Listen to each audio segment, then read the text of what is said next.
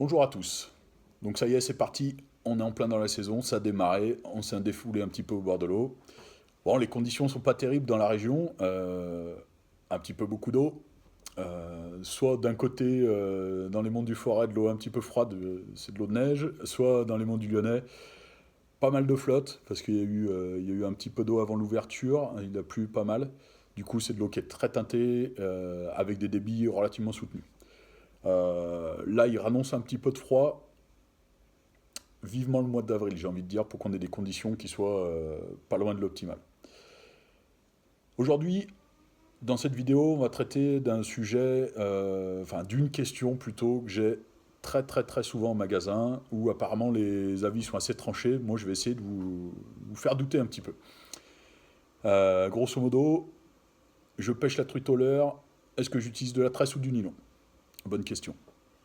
Donc déjà, je vais vous présenter un petit peu les tresses avec leur qualité.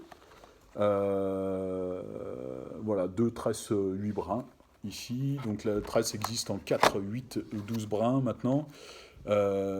Principale qualité de la tresse, ce pourquoi je choisis la tresse, j'ai pas du tout d'élasticité, donc j'ai un meilleur ressenti des touches, et j'ai une très très bonne résistance linéaire.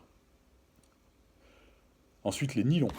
Les nylons, pareil, plein de modèles différents, plein de marques différentes, avec des couleurs différentes, plein de choses différentes, de quoi te contenter tout le monde. Pour les qualités du nylon, son élasticité, au contraire, totalement l'inverse de la tresse.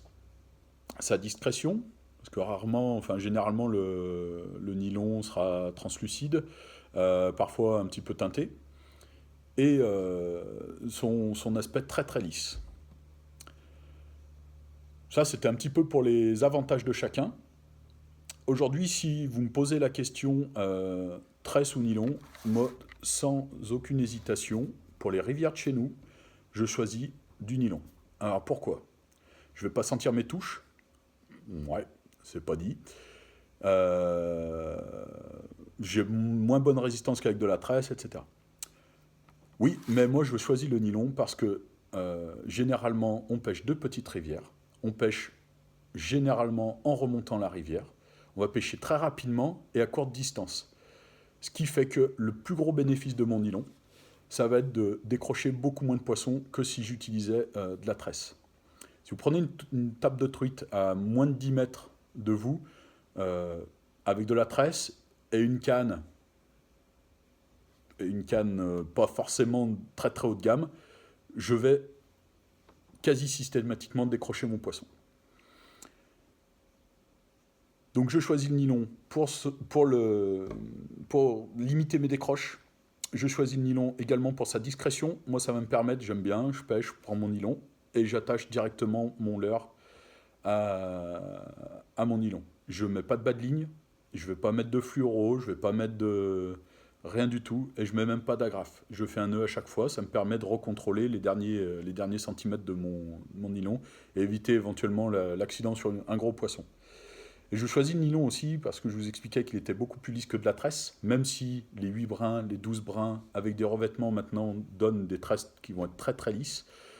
Eh bien, malgré tout, j'ai pas du tout d'aspérité sur mon nylon, ce qui fait que mes distances de lancer, ma facilité de lancer est forcément améliorée. Voilà. Je pêcherai de grandes rivières, ou je pêcherai relativement loin. J'utiliserai peut-être, même sûrement, de la tresse pour avoir ce ressenti des touches, parce que je ne vais pas pêcher, aborder ma rivière de la même façon. Je vais plutôt la pêcher en partant plutôt 3/4 amont, je ne vais jamais vraiment l'aborder de face. Tout ça va faire que de temps en temps, à l'animation de mon leurre, je vais perdre, entre guillemets, le contact avec mon leurre. Et si la touche intervient à ce moment-là, je risque de louper des poissons. La petite rivière, je suis quasiment tout le temps en contact avec mon leurre. Je le sens toujours travailler. Là, la touche de la truite, la table de la truite, son attaque, je vais le sentir systématiquement. Voilà, bon, le débat reste ouvert. Moi, j'attends vos commentaires, vos questions, vos arguments, tout ce que vous voulez. Il n'y a pas de souci. Et j'attends aussi des suggestions si vous voulez qu'on aborde d'autres sujets. Allez, je vous dis à très bientôt et prenez toujours autant de plaisir au bord de l'eau.